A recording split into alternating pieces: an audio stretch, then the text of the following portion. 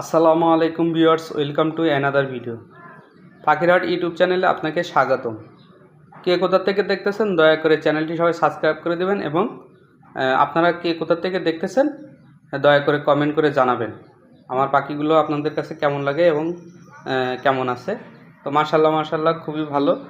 তো ডিম থেকে যখন বাচ্চা উঠবে তখন কীরকম খাবার দিবেন এগুলো তো আমি প্রত্যেক দিন বলতেছি এবং আজকেও বললাম।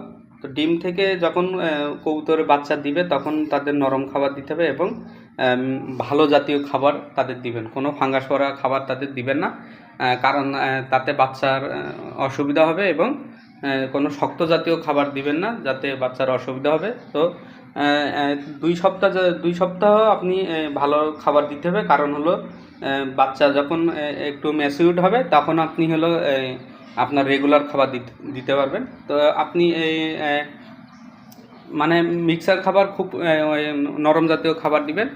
তো আল্লাহ হাফেজ, সবাই ভালো থাকবেন। আজকে ভিডিও এই পর্যন্ত।